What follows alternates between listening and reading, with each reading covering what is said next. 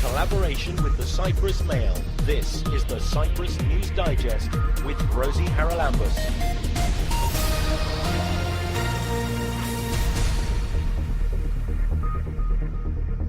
Coming up this week, women are fed up about their exclusion from the stalled Cyprus peace process.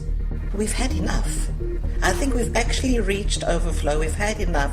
We've seen opportunity reaching a point, excitement, build up, and then nothing happened. The Forestry Department and the Fire Service join forces to spread the message about preventing forest fires.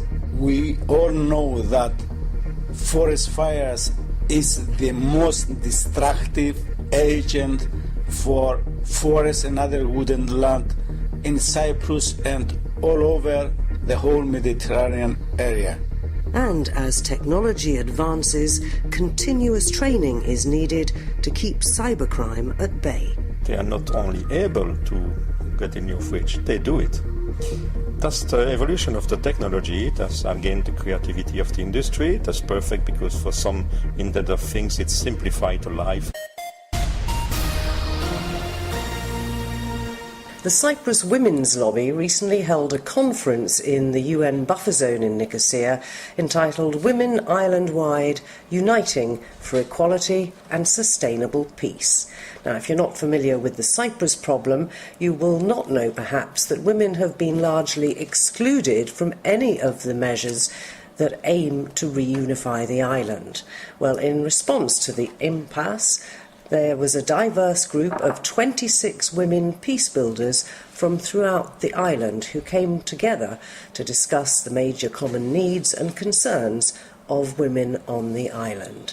Now, the Vice President of the Cyprus Women's Lobby is Magda Zenon, and she joins us now. Magda, the idea behind this, we've had previous meetings with women who are concerned about the way nothing seems to be happening to reunify the island, and very concerned about this lack of inclusion of, let's face it, at least probably half, maybe more than half the population who are going to have to live with any reunification settlement if it ever comes about. The men have been notoriously ineffective.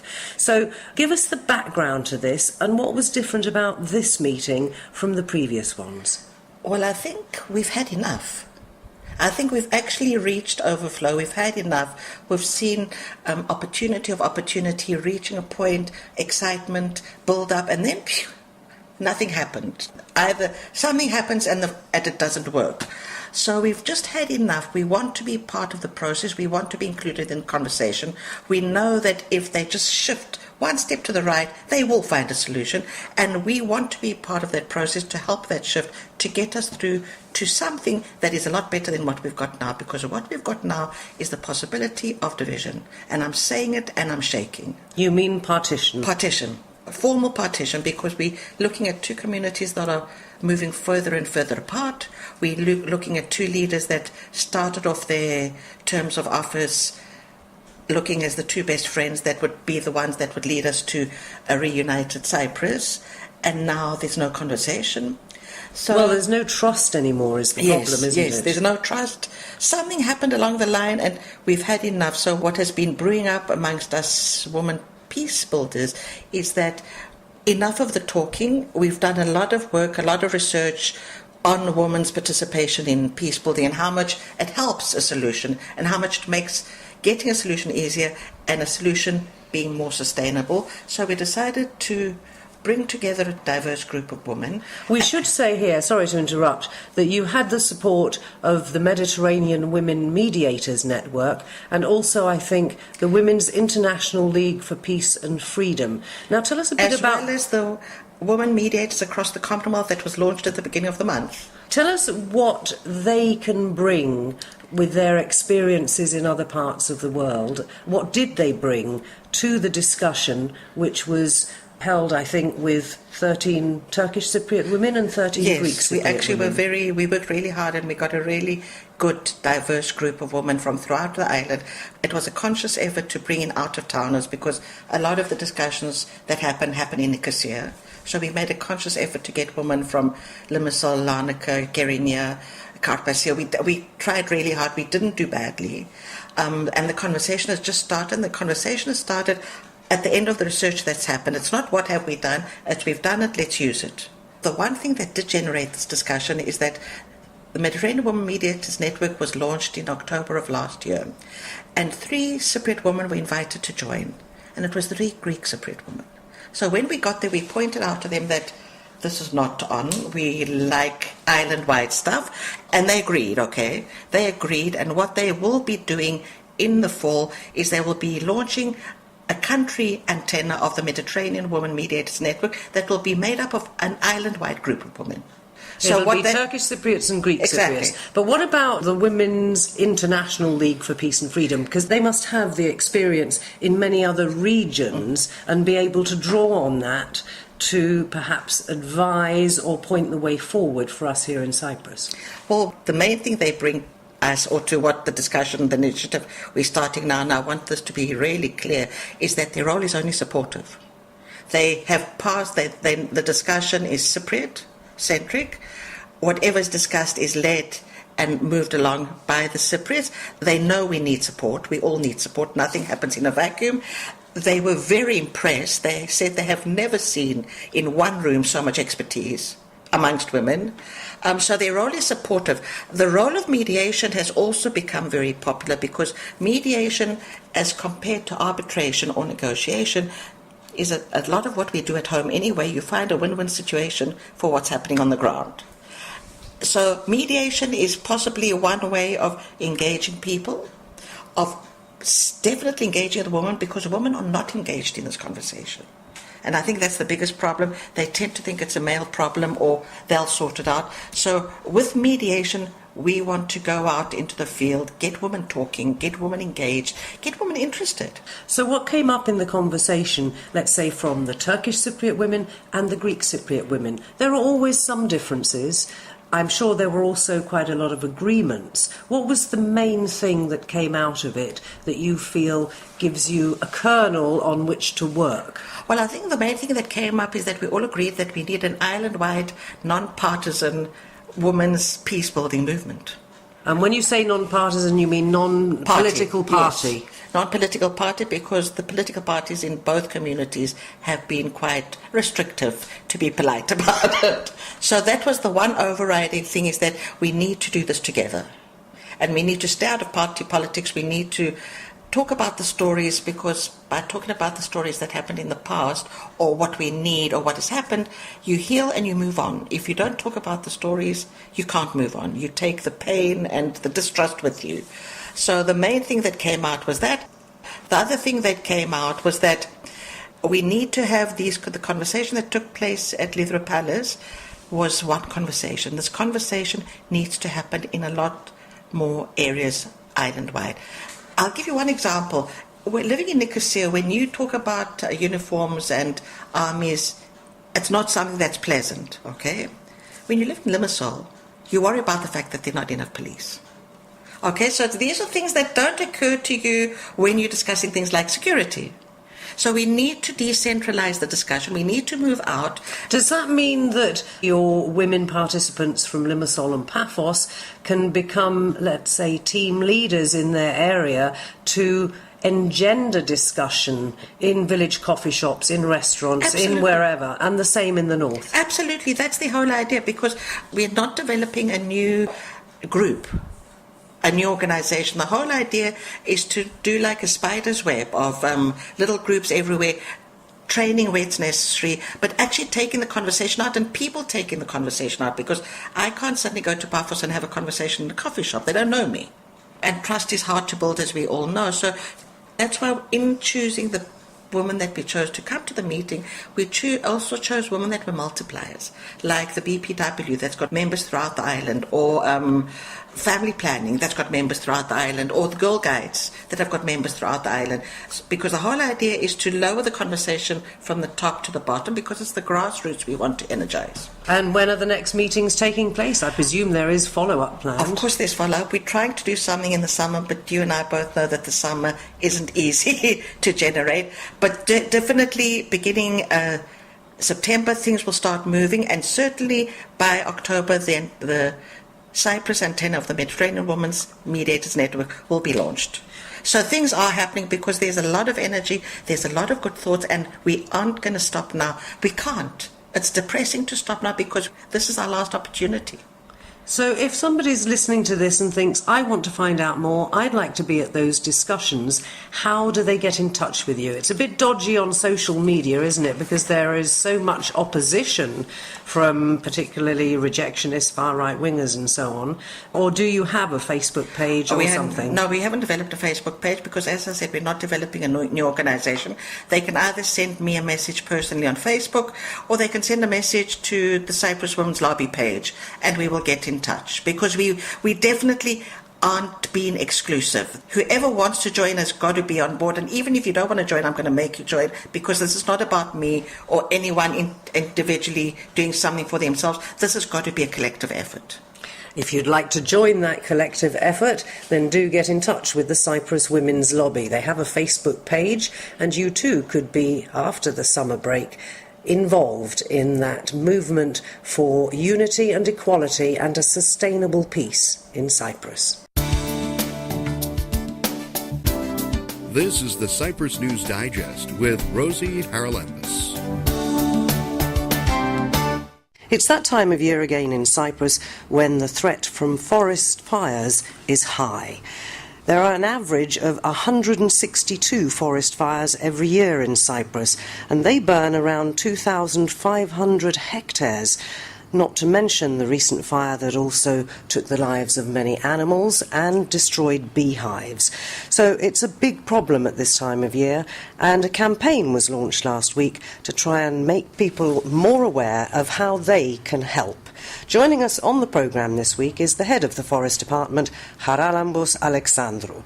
Charalambous, start off, if you will, by explaining how you're approaching this campaign, which will run until after the hot season, till I think towards the end of October, to try and reduce this dreadful number of fires we have every year.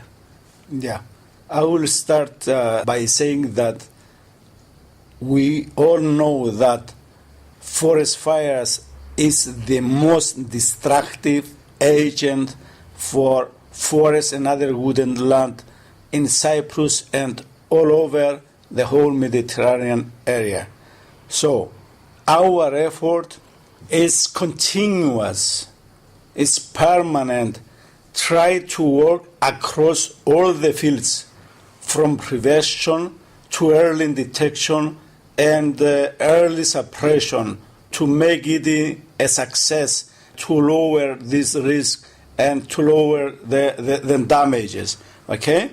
But we all know again that prevention is where all our money should go first. I said that we should work across all the sectors, but prevention is more important because it costs less.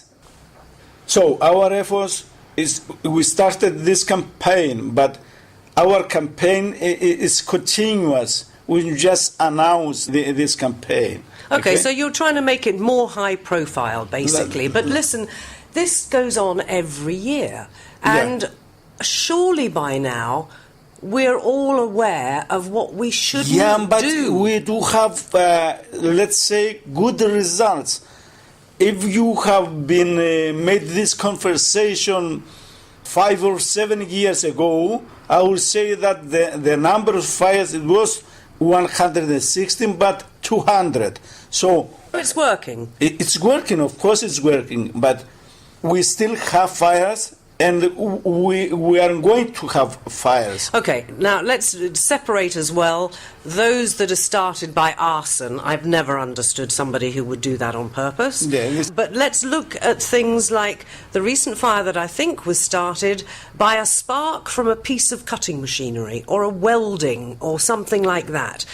Don't people know that they shouldn't use those machines at this time of year in the vicinity of dry grass and vegetation? I will say that there are people who know, okay, and there are people who might not know. But even for people who might know, we're talking about negligence, okay? Since we are talking about negligence, it could happen, okay? But anyway, to make it more effective, I say, there is a new bill of legislation with which will prohibit the use of any such tool creating a spark or from heat that could finally make a fire to start and spread. The use of such machine in state forest and in the vicinity of 2 kilometers from state forest will be prohibited unless under a license issued by myself or any other authorized personnel from the Department of Forest. And it's more strict than the other cases. To issue a license, it will be not to have any alternative way to do the work you would like to do. If you have an alternative way, I'm not going to issue such a license. So I will issue a license in the case there is no alternative way to do the work you want to do. Now let's talk about after forest fires as well, because after the big one in Solea a couple of years ago, I spoke to your predecessor and he explained how the Forest Department was tackling the reforestation. Now, I think a lot of it happens on its own. Nature is a marvellous thing, isn't it? But you did... Nature knows better than we do. Yes. But you also have to help, for example, by blocking the possibility of heavy rains causing landslips, which mean that the seeds of the trees, when they pop them out, are not going to have a chance to survive. So how has all that gone? Have you been up there? Is it beginning to look like life is coming back? Yeah, I assure you that life is coming back. As you said earlier, nature knows better than we do, okay? And it does a great job for us. And it's less costly, or without any cost actually. We will finish in all the works by the end of this year. We'll still just watering in a few places where we planted some trees. But I agree with you. You stress the most important thing. The most important thing we did in this area is all this work to prevent soil erosion and floods. It's the most important thing. And do you leave those barriers in place now, or do you remove them? We go there and check if there is any need for there wasn't damage, try to fix the damage. If there is any additional work at that point. And actually, this is the piece of work that nature does not do it for us. That's the reason we pay more attention in this aspect and less attention for the regeneration of the vegetation. Yes, because that will do it on its own. Yeah. As long as you've put the conditions in place to give it maybe a head start. Yeah. All right. So your message to the public at this time of year. We're out of June when we usually have the very high winds, which are a disaster in these situations, but it is still very hot. Do we know what the most common cause of a fire starting is? Can we tell people what not to do? Yeah, we know the main causes. The number one cause is fire starting from agricultural activities. They're not allowed to burn stubble, though, are they? Yeah, it's prohibited, but believe it or not, it's worse. I mean, the situation worsened than the case where previous the burning was allowed under license. Because now, and before, people used to take some precautionary measures. Now, since it is prohibited, they don't take any precautionary measure. The only thing, what they care, is just to burn. So they go there, they just light the fire, and they are gone. So the situation is worse than it's as before. Since it became prohibited. Yes. What's the penalty for somebody? And let me ask you this. Is it the landowner of the burned field who is liable, because that would make sense. Who else is going to burn somebody else's stubble? So surely the landowner must be responsible for that land, and if it's burnt, he gets to pay the penalty. I think that we should work with the CABO, the Cyprus Agricultural Paying Organization, who gives some subsidies with the agricultural activities. Right now, if it finds that it is the responsibility of the owner, so he's not paid, okay? So you're saying basically that if it's proved that my fields were burned, I should not be eligible for a subsidy? But yourself, if it's somebody else was responsible for the fire, and it is not your responsibility, then still the CABO pays you. So we should work on this. So in the case if it's destroyed by fire, no paid at all, irrespective of its own or not the responsibility. Okay, so that's one way, but tell us what the general public, they go up to the mountains in August, it's a little bit cooler. They do know, I think, that if they're going to cook their souvla, they must do it in the pits that are provided, and there are water supplies nearby, and so on. But do you still get people who just go somewhere in the forest to picnic and light fires? People, I can say that they've become sensitized? Yeah, sensitive, and they go at the picnic sites. We don't have any problems with people lighting fire for preparing souvla and other places. Whenever you are in the forest, okay, there are activities that put the forest in danger. It's the cigarette ends, it's the matches, even the exhaust of our own car. We still have some fire in the middle of our forest from the exhaust of a car. Let's clarify that. Someone had travelled a fairly long distance. The exhaust pipe, of course, gets exceedingly hot.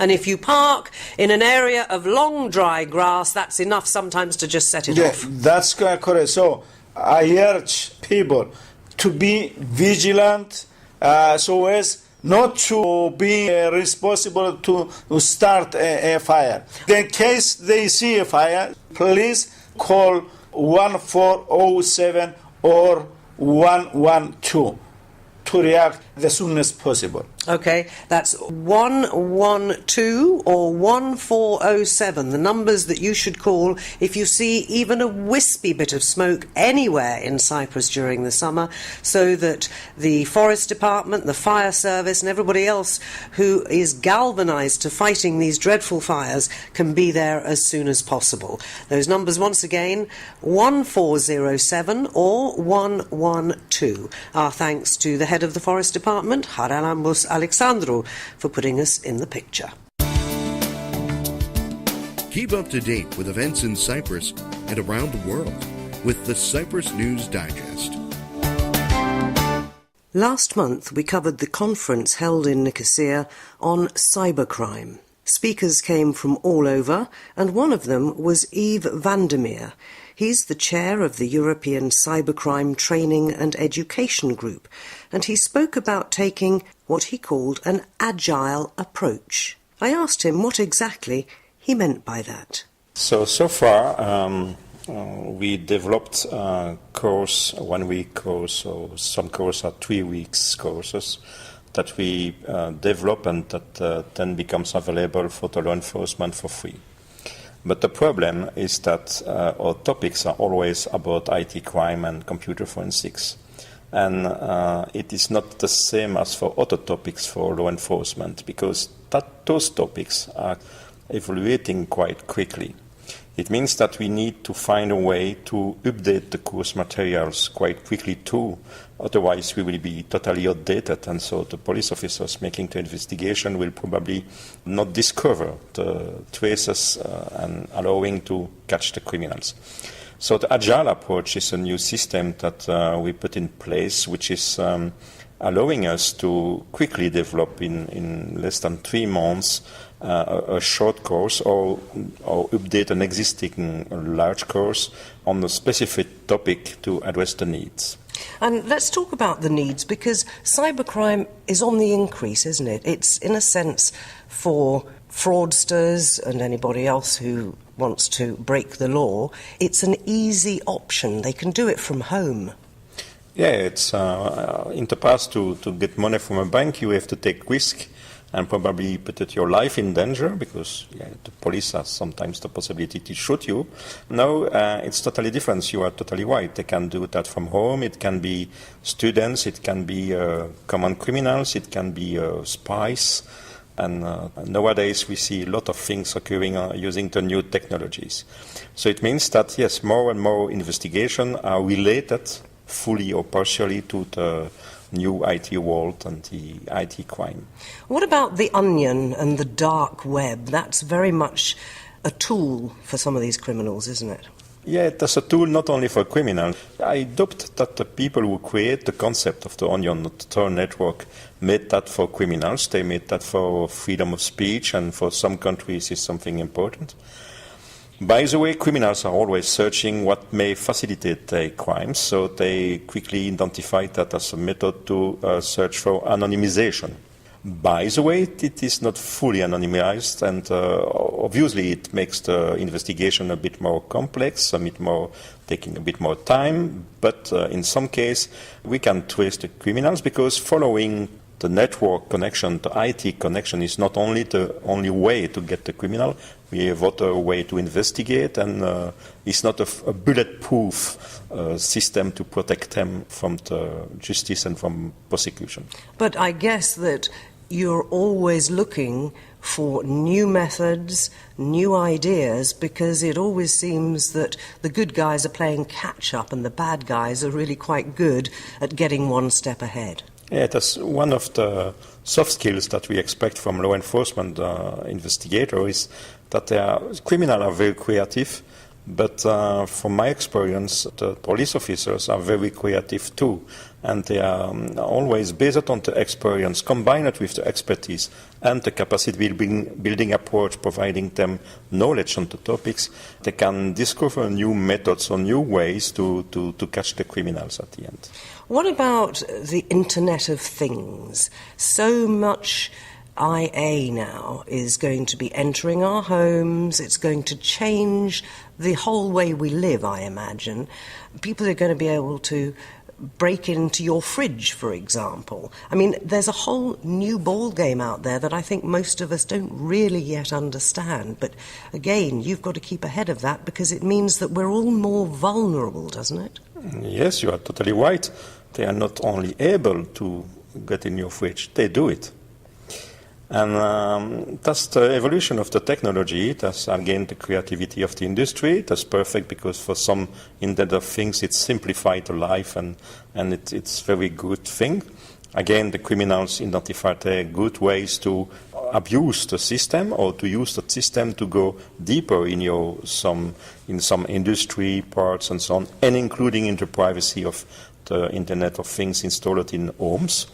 But there is good to mention that the EU reaction on that is now there is a Cyber Security Act.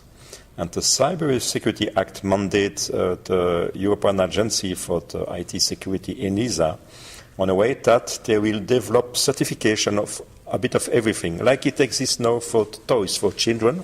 The toys in EU needs to be certified because protecting health of children and avoid suffocation and things like that. So we'll have a rapid response system in place to warn people. Yeah, rapid is probably a bit optimistic. I will say that the process is ongoing. It will be done in partnership with the industry, with experts from the academic world, and obviously supervised by the ENISA. And at the end, including the hardware, so the pieces, the item, the software installed on it, will be needed to be certified in order to be used somewhere in EU. One final question. How much more savvy, if you like, does the average citizen need to be in order to not make it easy to become a victim? That's the problem. Is it a good reason to keep the people ignorant? So the solution is awareness, and awareness is education. So for my part in ECTEC, I'm busy with the education and training of the law enforcement. But I think on the side of the national states, and some did it already good, it's investing in awareness and education, including in the basic school, explaining to the future adult citizen what are the risks and how to protect themselves, and the behavior to have and to not have when going on the matrix, on the internet. That is Yves Vandermeer, Chair of the European Cybercrime Training and Education Group, who was one of the speakers at that Nicosia conference on cybercrime.